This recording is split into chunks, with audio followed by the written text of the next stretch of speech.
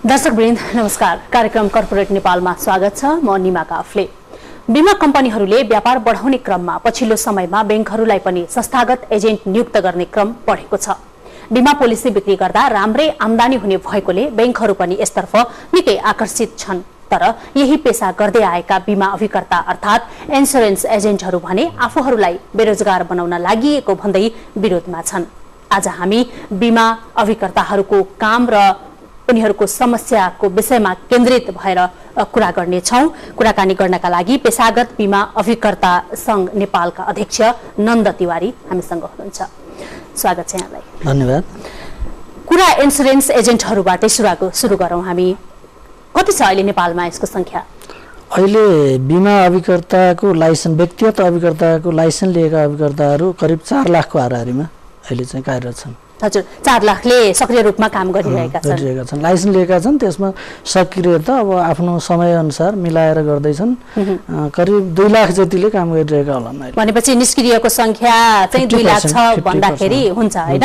र थपिने सम्भावना कतिको छ? के छ? थपिने सम्भावना संख्यात्मक रूपमा त थपिरहेको छ, तर क्वालिटी आउन चाहिँ त्यति सम्भावना देखिँदैन। किनभने जुन पेसामा व्यक्तिहरू लागिरहेका छन् उनीहरू त्यही पेसाबाट जीविकोपार्जन गर्न नसक्ने अवस्था आयो भने उनीहरू त्यस पेसाबाट पलायन हुन बाध्य हुन्छन्। त्यसकारणले यसैलाई दीर्घकालीन रूपमा आफ्नो पेसा अपनाएर काम गर्न सकिन्न कि भन्ने त्रास चाहिँ भएर केही मान्छेहरू चाहिँ अन्यत्र लागिरहेको चाहिँ अहिले अनुभूति हुन्छ। व्यक्तिगत रूपमा कसैलाई गएर भन्नुपर्ने या आग्रह गर्नुपर्ने या उनीहरूलाई चाहिँ कन्भिन्स गर्नुपर्ने खालको भूमिका पनि यहाँहरूसँग रहन्छ। त्यो अन्तर्गत पनि यहाँहरूको काम पर्छ हैन? र यो एक किसिमले भन्दाखेरि झट्टै मान्छेहरूले विश्वास नगरिहाल्ने अवस्थाले गर्दाखेरि व्यापारसँगको कुरा जोडिन्छ र आफ्नो रोजगारसम्मको कुरा जोडिन्छ। तपाईहरु चाहिँ खासमा यो पेसामा किन लाग्नुभयो? कसरी लाग्नुभयो? यो पेसामा चाहिँ के छ भन्दाखेरि यसमा एउटा आत्मसन्तुष्टि मिल्छ। हजुर। किनभने बीमा गराउनु भनेको हरेक व्यक्तिले आफ्नो पेसा मात्रै नहेरेर उसले समाजप्रति दिने योगदान कस्तो रहन्छ। कुनै व्यक्तिलाई बीमा गरायो भने अथवा कुनै घरको एउटा मूलीलाई बीमा गरायो भने उसले त्यो परिवारको पूर्ण आर्थिक सुरक्षा प्रदान गर्दछ। उसको त्यो घरमूलीको चाहिँ जीवनमा कुनै आघात पर्यो, भोलि कुनै दुर्घटना पर्यो, डेथ भयो भने त्यो परिवारलाई त ठुलो क्षति हुन्छ। त्यो क्षतिबाट बचाउनको लागि त्यो व्यक्तिलाई चाहिँ बीमा गरिन्छ। त्यस्तै कुनै घर गाडीहरूको क्षति हुन सक्छ, त्यो क्षतिबाट बचाउनको लागि भोलि गाडी किन्यो, लोनमा किनेको हुन सक्छ, उसले चाहिँ त्यो गाडी चलाउँदै जाँदा बाइचान्स दुर्घटना भयो भने त्यो गाडीको लोन नै तिरिसकेको हुँदैन, उसको चाहिँ परिवारले त कसरी तिर्ने? यस्तो बेलामा आर्थिक सुरक्षा प्रदान गर्नको लागि चाहिँ यो बीमा पेसा चाहिँ अपरिहार्य छ। त्यसकारणले गर्दा यो पेसामा लाग्दा हामीलाई चाहिँ खुसी लाग्छ। कुनै समाजमा चाहिँ असल तरिकाले हैन असल सोच राखेर सेवा गर्ने भने बीमा अभिकर्ता हो भन्ने हामीलाई लागेर चाहिँ हामी यो बीमा क्षेत्रमा चाहिँ लागेका हौं। भनेपछि मुख्य आकर्षणको विषय चाहिँ यो नै हो भन्दाखेरि पनि यो चाहिँ एउटा मानिसको सोचाइमा भर पर्छ। कसैले यसलाई कमाउने पेसा राम्रो छ भनेर लाग्लान्, कसैले यसलाई सेवामूलक भनेर लाग्लान्, कसैले चाहिँ यसले चाहिँ वास्तवमै हामीले दान गर्ने थोरै दान गर्न सक्छौं, तर बीमा गर्दैनौं भने उसलाई धेरै बचत गर्न सक्छौं, बचत गराउन सक्छौं, उसको परिवारलाई आर्थिक सुरक्षा प्रदान गर्न सक्छौं र त्यो व्यक्तिको भविष्यको लागि हजुर एउटा राम्रो बचत चाहिँ हामी दिन सक्छौं र उसको बालबच्चा हैन को लागि शिक्षा दीक्षा दिने सम्मलाई चाहिँ हामीले उसलाई चाहिँ जगेर्ना गरिदिन सक्छौं, बचाइदिन सक्छौं, उसलाई बचाउने कला सिकाइदिन सक्छौं हैन? फजुल खर्च कटौती गर्ने कला हामी सिकाइदिन्छौं। त्यो कारणले गर्दा हामी चाहिँ यो पेसा उत्कृष्ट पेसा हो भन्छौं हैन? कुनै व्यक्तिले अब भन्नुस् बिरामी आएन भने डाक्टरको पेसा कसरी चल्छ? चल्दैन नि। बिरामी त आउनै पर्यो। त्यहाँ हुन सक्छ डाक्टर भित्र चाहिँ बिरामी बढी आइदियो भने मलाई फाइदा हुन्थ्यो भन्ने हुन सक्छ। तर बीमा अभिकर्ता चाहिँ त्यस्तो हाम्रा सबै जनताहरू धेरै भन्दा धेरै बाँचुन्, सबैले बीमा गरेको प्रिमियम तिरिरहन्। हाम्रो पनि व्यक्तिगत स्वार्थ होला, उहाँहरूले प्रिमियम तिरिरहनु भयो भने हाम्रो पनि कमाइ हुन्छ, निरन्तर हुन्छ हैन? धेरै बाँच्नु भयो भने हामीले पटक पटक बीमा गराउन पाउँछौं हैन? त्यसकारणले हाम्रो सोच भनेको चाहिँ जनताको असल कामको लागि हैन? उनीहरु जनताले धेरै भन्दा धेरै कमाउन सकुन्, धेरै भन्दा धेरै बचाउन सकुन् हैन? यो हाम्रो चाहिँ एकदम पवित्र उद्देश्य हुन्छ। जस्तो अहिले बैंकहरुलाई इन्स्योरेन्स एजेन्ट नियुक्त गर्न थालेपछि तपाईहरुको असन्तुष्टि पनि एक किसिमले बाहिर आएको छ हैन? के समस्या परेकै हो त? यो एकदमै समस्या हो। अहिले मैले केही कुराहरु जोड्न भने किनभने यो बिना अभिकर्ताको पेशा त्यति सजिलो पेशा होइन। पहिले त गएर बिमाको बारेमा आफूले यथेष्ट ज्ञान हासिल गर्नु पर्यो। सतै पाराले 4 दिन तालिम लिएको भरमा हामीले चाहिँ बिमा समितिले लाइसेन्स दिएकै भरमा बिमा गराउन सक्छौँ भन्ने होइन। अघि मैले भने 50% को हाराहारीमा चाहिँ निष्क्रिय भएर पछाडि हटेको मैले भने उदाहरण पेश गरेँ। त्यसमा कारण के हो त भन्दा उहाँहरू गहिराइमा पुगेर त्यसलाई राम्रोसँग अध्ययन गरेर वास्तवमै बिमा के हो त, बिमाका फाइदाहरू के छन्, बिमा गर्दा चाहिँ व्यक्तिलाई कति फाइदा छ, त्यो समाजलाई कति फाइदा छ, त्यो देशलाई कति फाइदा छ, यो समग्र आर्थिक कुराको विश्लेषण गरेर उसलाई बुझाउन सक्नुपर्छ। उसलाई त किनभने हामीले त आश्वासन बेच्ने हो नि, यति वर्षपछि तपाईँले राखेको पैसा यसरी आउँछ भनेर हामी सिकाउँछौँ होइन। त्यो सिकाउनको लागि त कसरी आउँछ भनेर भनिदिनु पर्यो नि। एकछिन म जोड्छु। यसरी सिकाउनु पर्नेमा के हुन्छ त भन्दा 10औं चोटि त्यो व्यक्ति कहाँ जानुपर्छ होइन। त्यहाँ 10औं चोटि जाँदा पनि उसले बुझेन भने हामी 11औं 12औं म एउटै व्यक्तिका 8-10 वर्षमा धाएको पनि उदाहरण छन्। हेर्नुहोस्, त्यसपछि बिमा ल्याएको पनि छु। यस्तै सबै अभिकर्ताको पीडा हो। तर अहिले के भइदियो त भन्दा यसरी अभिकर्ताहरूले चाहिँ निःशुल्क रूपमा प्रचार प्रसार गर्ने, कन्भिन्स गर्ने, अनि त्यहाँ त्यो पैसा त कहाँ हुन्छ, बैंकमा हुन्छ, बैंकमा डिपोजिट गरेको हुन्छ। अनि बैंकमा गएपछि बैंकले सर्ट बिमा गराइदिने। हेर्नुहोस् है त, अब व्यक्तिलाई त्यो त एउटा व्यक्ति हो नि, व्यक्तिसँग गर्नुभन्दा हामी संस्थासँग गर्नु फाइदा छ, सुरक्षित हुन्छ भनेर उहाँले भन्नुहुन्छ भने ग्राहकलाई त हो क्या जस्तो लाग्छ क्षणिक रूपमा त। तर वास्तवमा त्यो होइन, किनभने बैंक एउटा संस्था हो, त्यहाँ त हजारौं मान्छेहरू आउने जाने क्रम चलिरहन्छ। त्यो कर्मचारीको त्यत्रो जिम्मेवारी हुन्छ जस्तो लाग्दैन। ऊ त्यो कम्पनीमा रहन्जेल, त्यो बैंकमा रहन्जेल उसले त्यो कम्पनीको टार्गेट फुलफिल गर्नको लागि बिमा गराएको हुन्छ। गाउँ गाउँमा गएर घर घरमा गएर उसले बिमा त गराए हुँदैन, उसले कन्भिन्स त गराए हुँदैन। त्यो गराउने काम चाहिँ अभिकर्ताले गर्ने, व्यक्तिगत अभिकर्ताले गर्ने। अनि बैंकमा आएपछि बिमा चाहिँ उसले लिने, त्यो जाल थाप्ने काम भइरहेछ। जस्तो संस्थागत विश्वासका कुराहरू पनि उठ्लान् नि त होइन। यति बेला व्यक्तिमा विश्वास भन्दा पनि संस्थागत रूपमा अझ बैंकिङ क्षेत्रहरू जसरी अहिले फर्स्ट आइरहेको छ र बिमा कम्पनीको कुराहरू गर्दाखेरि व्यक्तिले कसलाई विश्वास गर्ने कसलाई नगर्ने भन्ने कुराहरू पनि त प्राथमिकतामा पर्छ होला नि त होइन र। यसलाई कसरी कुरा गर्न सकिन्छ? यसलाई कुरा गर्दाखेरिमा विश्वासको कुरा गर्ने हो भने अहिले कतिपय जस्तो भन्नुहोस् नेपाल विकास बैंक ऊ एउटा संस्था थियो नि, आज त्यो संस्था कहाँ छ त? त्यो त कोल्याप्स भएर गएको अवस्था नि छ नि। हेर्नुहोस् त, त्यो संस्था मार्फत बिमा गर्ने मान्छेहरू त अहिले कहाँ छ त्यो बैंक भन्दै खोज्दै हिँड्नु परेन? या मर्ज गर्ने अवस्था होला, अर्को मर्ज गर्नु पर्ने, त्यो नामै मेटिएको होला। अब यसरी चाहिँ बैंक पनि त सुरक्षित छ भन्ने त देखिएन नि, त्यहाँ पनि त समस्या देखियो। बैंकमै राखेको पैसा पनि त कसैले झिकेर खाइदियो, मेरो पैसा बैंकबाट घट्यो भनेर आएको पनि त देख्छौँ। यस्तै गर्ने हो नि बिमाको किस्ता कहिले तिर्ने र कति तिर्ने भनेर त बिमा अभिकर्ताले फलो गरिरहेको हुन्छ। एकातिर भने ऊ बिमितले पनि मैले यो डेटमा चाहिँ यसरी पैसा तिर्नुपर्छ है भनेर जो गरेर राखेको हुन्छ एकातिर। अर्कोतिर त्यो बैंक खातामा भएको पैसा बिमाको लागि मात्रै त राखिएको हुँदैन, उसको अन्य घर व्यवहार टार्नको लागि पनि राखिएको हुन्छ होइन। अब उसले बच्चाको चाहिँ विवाहको लागि चाहिँ पैसा छुट्याएर राखेको थियो होइन। अब त्यो पैसा चाहिँ बिमा तिर्ने बेला आएको थियो, बैंकले चाहिँ चुप लगाएर चाहिँ काटिदियो, तिर्दियो पैसा। अब त्यो विवाहको लागि पैसा कहाँ खोज्न जाने? व्यक्तिले त आफूले म्यानेज गर्छ नि त, कुन बेला मैले बिमाको पैसा तिर्ने, कुन बेला मैले बच्चाको फी तिर्ने, कुन बेला हस्पिटलमा चाहिँ मैले उपचार गर्दाको पैसा तिर्ने भन्ने त उसले म्यानेज गरेको हुन्छ। त्यो म्यानेजमा त बैंकले के गरिदिन्छ, स्वाट तिर्दिन्छ। त्यसमा यो कारणले पनि व्यक्तिहरू बैंकबाट बिमा गर्दा त्यति सुरक्षित हुन्छन् जस्तो लाग्दैन, एउटा कुरो। अर्को कुरो, व्यक्तिगत बिमा अभिकर्ताले जति कुरो बुझाउँछ घर घरमा गएर उनीहरूको परिवारसँग बसेर, तर त्यो बैंकको कर्मचारीले त्यसरी गरेको हुँदैन। किनभनेदेखि बैंकले लाइसेन्स लिँदाखेरिमा एउटा डाइरेक्टरले एसएलसी पास गरेको एउटा डाइरेक्टरले तालिम लिनुहुन्छ। उहाँले तालिम लिएको भरमा त्यो बैंकले संस्थागत अभिकर्ताको लाइसेन्स लिनुहुन्छ। अनि त्यसपछि सारा कर्मचारीलाई त्यहाँ चाहिँ ल तपाईँले यतिवटा बिमा खोजेर ल्याउनु पर्यो भनेर उसलाई टार्गेट दिइन्छ। यदि तपाईँले यतिवटा बिमा ल्याउनु भएन भने तपाईँको अस्थायी नियुक्ति हुँदैन, यति ल्याउनु भएन भने स्थायी हुँदैन, यति ल्याउनु भएन भने प्रमोसन हुँदैन। यसरी दबाब दिएर बिमा गरेर कसरी चाहिँ अगाडि बढ्न सकिन्छ? बैंकका कर्मचारी त बैंकको काम गर्न आएका हुन्। बैंकको काम भनेको निक्षेप सङ्कलन गर्ने, त्यसलाई ऋण प्रवाह गर्ने त्यो पो काम हो त। अब सबै काम बैंकले नै गरिदिने हो भने बिमा कम्पनी किन खोल्ने त? त्यही त, यो कुरालाई म यसरी पनि जोड्न चाहन्छु, जस्तो संस्थागत एजेन्टहरू थप्ने कुरामा बिमाको दायरा बढाउने कुरा पनि छ होइन। अब कम्पनीहरूले आफ्नो नाफा मात्र हेर्ने भयो। अब यसरी तपाईँहरूले जुन कुरा गरिराख्नु भएको छ यो कुरा सुन्ने अवस्था छ त? सुन्ने अवस्था त हामीले आवाज उठाउने हो, हाम्रा समस्याहरू भन्ने हो। राज्य त हामी सबैको हो, बैंकको पनि हो, हाम्रो पनि हो। होला बैंकमा लगानी गर्नेहरू ठुल्ठुला पुँजीपतिहरू होलान्, हामी श्रमजीवी छौँ। श्रमजीवीको कुरा सुन्छ सुन्दैन त्यो राज्यको कुरा हो। तर अहिलेको जुन सिम्टम हामी देखिरहेछौँ, उद्योग एउटै घरानाको, बैंक उही घरानाको, इन्सुरेन्स कम्पनी उसैको, अनि एजेन्ट पनि उसैलाई दिने, सबै काम उसैलाई दिने हो भने राज्यले चाहेको विदेशमा गएको युवाहरू स्वदेश फर्काउने, रोजगारी सिर्जना भन्ने कुरा कहाँ गयो त? बैंकै कर्मचारीले मात्रै सबै गर्ने भनिदिनु पर्यो। अहिले नै यी सबै अभिकर्ताहरूको काम छैन। अब बैंकबाट मात्रै हामी बिमा गराउँछौँ अथवा बिमा कम्पनीले नै कर्मचारी नियुक्ति गर्ने र त्यही बिमा कम्पनीका कर्मचारीहरू मार्फत बिमा गराए नि भयो नि त।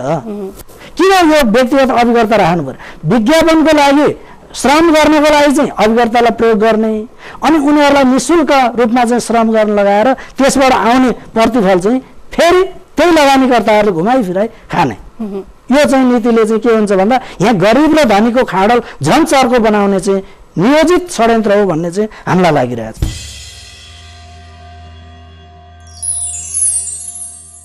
जस्तो कतिपयले असन्तुष्टिका कुराहरू जब सडकमा पुग्छन् अनि सुनवाई हुन्छ भन्ने कुराहरू पनि आउँछ होइन।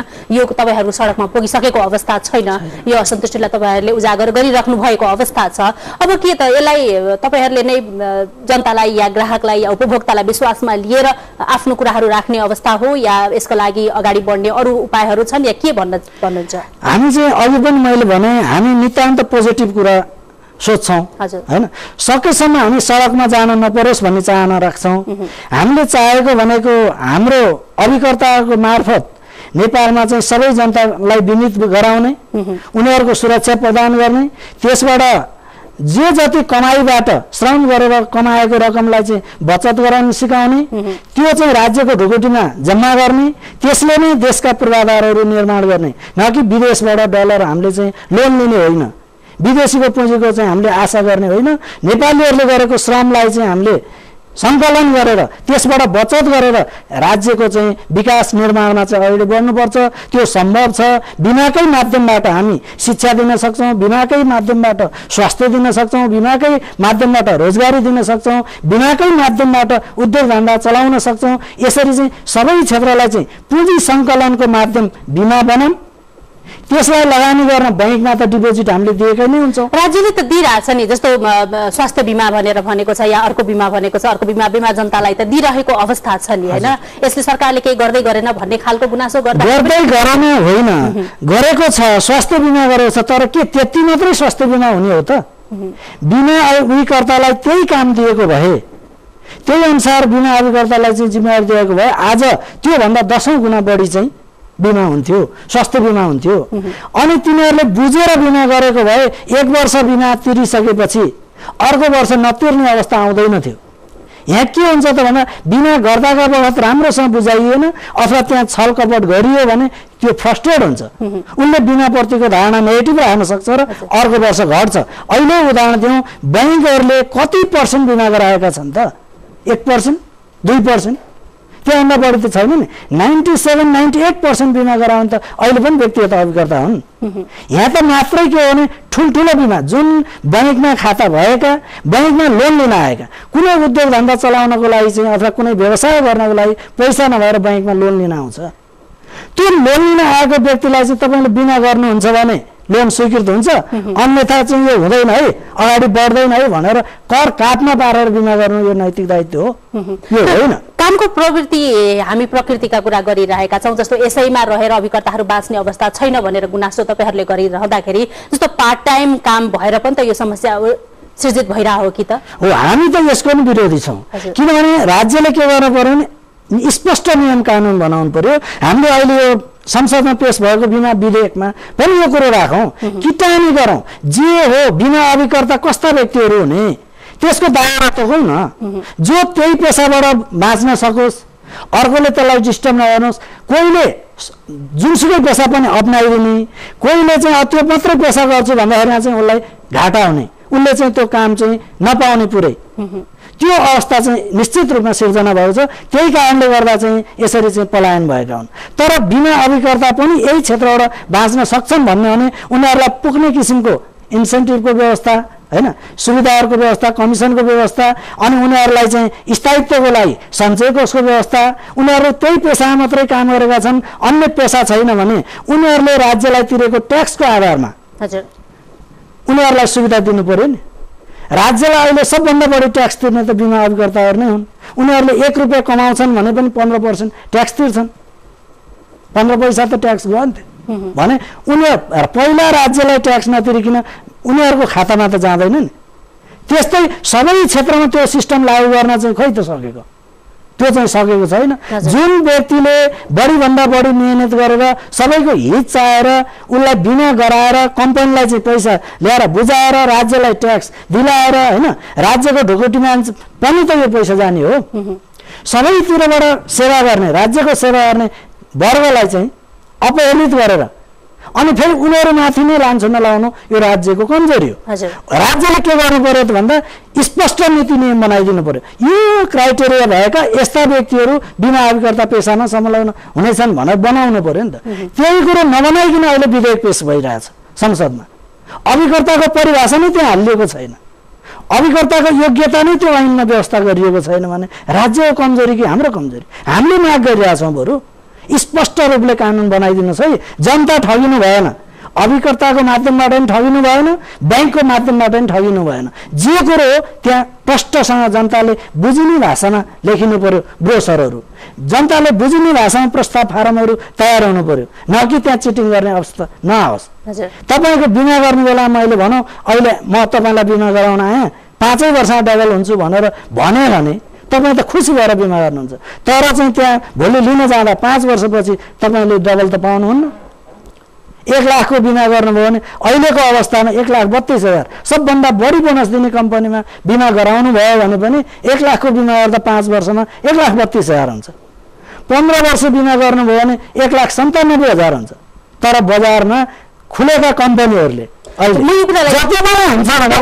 ब्याजकै कुरालाई जोड्दाखेरि जस्तो बैंकहरूले अलिक बेसी प्रलोभन दिने र यसैका कारणले त्यतातर्फ आकर्षित हुने र यहाँ व्यक्ति जसरी बिमा गराउन जाँदाखेरि ब्याज थोर हुने, 5 वर्षमा यहाँ 32 जुन सबैभन्दा बढी दिनेले पनि 32 थपेर दिन्छ 1 लाखमा भन्ने कुरा गर्नुभयो। यसले पनि समस्या सृजित भयो कि त? यसलाई पनि सोच्नु पर्छ कि यो विषयमा पनि? यसलाई चाहिँ अभिकर्ताले चाहिँ बरु ढाक्न सक्दैन हेर्नुहोस्, किनभने ऊ पनि जिम्मेवार हुन्छ नि।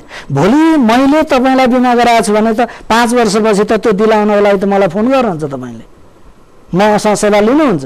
म जाँदाफेरिमा मैले के बोलेको छु त तपाईँले त अहिलेको जमाना त रेकर्ड गरेर राख्न सक्नुहुन्छ, टिपेर राख्न सक्नुहुन्छ। त्यो भएन भने तपाईँले त मलाई भन्न सक्नुहुन्छ नि। तपाईँले यति बेला यही टेलिभिजन कार्यक्रममा चाहिँ तपाईँको त्यो रेकर्ड यहाँ देखाइदिनु भयो भने म कसरी उपस्थित हुने? तर बैंकबाट बिमा गराउनु भएको छ भने अब बैंक कसरी पन्चिन सक्छ हेर्नुहोस्।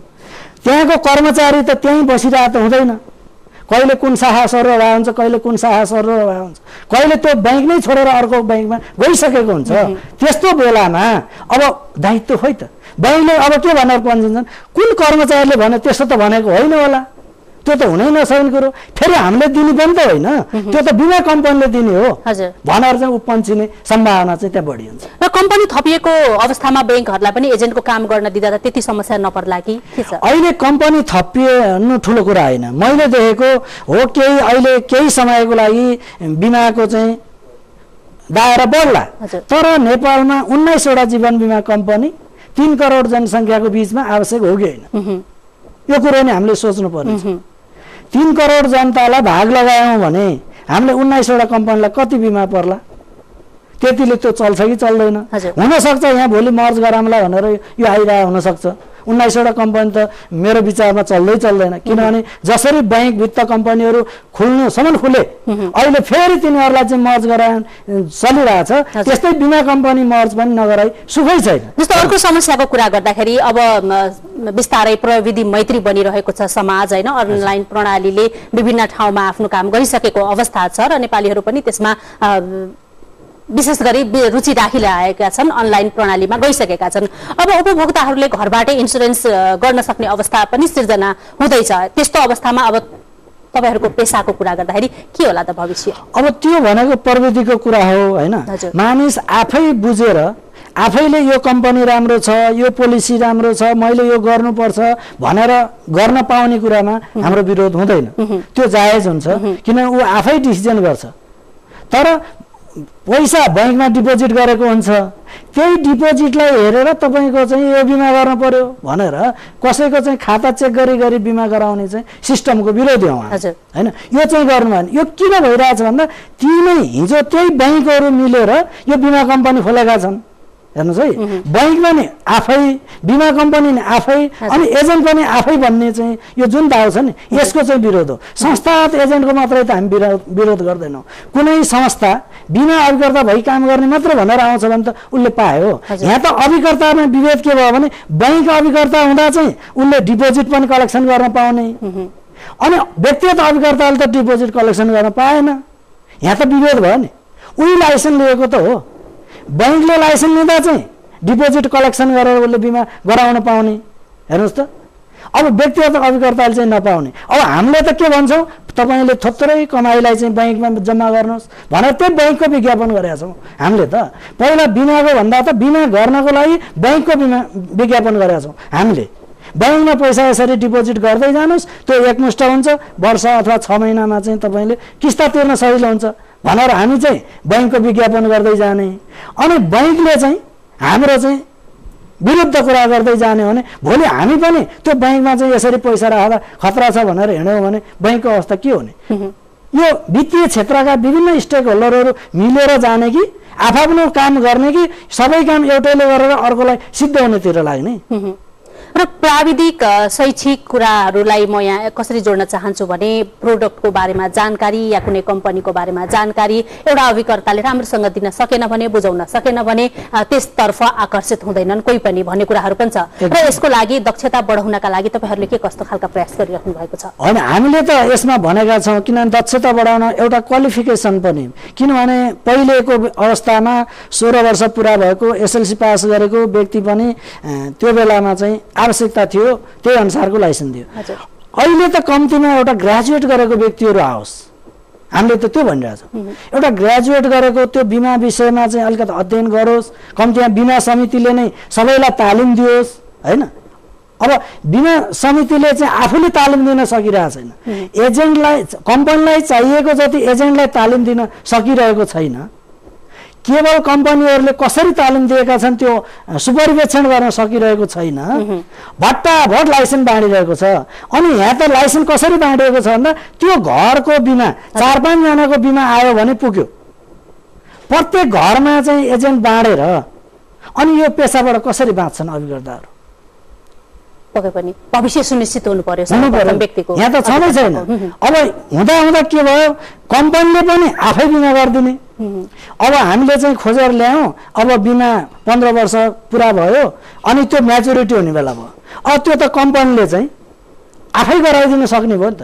यो कम्पनी आफैले बिमा गर्ने हो नि, हामीलाई पनि के मासिक तलबमा चाहिँ व्यवस्थित गर्नु पर्यो, होइन भने हाम्रो काम खोसिनु भएन। हामी त के माग गर्छौँ राज्यसँग भने बिमा कम्पनी आफैले बिमा गराउने होइन कि अभिकर्तालाई हटाइदिनु पर्यो, बिमा कम्पनीले कर्मचारी राखेर बिमा गराउनु पर्यो कि बैंकलाई मात्रै दिनु पर्यो, अभिकर्ता हटाइदिनु पर्यो, बैंकै कर्मचारी मार्फत मात्रै बिमा गराउनु पर्यो। अन्यथा काम जति अभिकर्तालाई लगाउने, दाम जति बैंकमा जम्मा गर्ने र अनि चाहिँ कर्मचारीहरूले मात्रै लिने हो भने यो चाहिँ ठुलो विद्रोह हुने वाला छ। र अन्तमा यस क्षेत्रको विकासका लागि के गर्नुपर्छ जस्तो लाग्छ? यस क्षेत्रको विकासको लागि वास्तवमा यो बिमा एउटा अटमोस्ट गुड फेथको सिद्धान्तमा आधारित हुन्छ। यसमा झुट्टा कुराहरू कहीँ कतैबाट हुनुहुँदैन। एकदम सत्य कुराहरू बुझाएर बिमाको इथिक्स भन्दा बाहिर नगइकन बिमा के हो भनेर हामी वास्तविक रूपमा बुझायौँ भने त्यो बिमाको माध्यमबाट सबैलाई समेट्न सक्छौँ।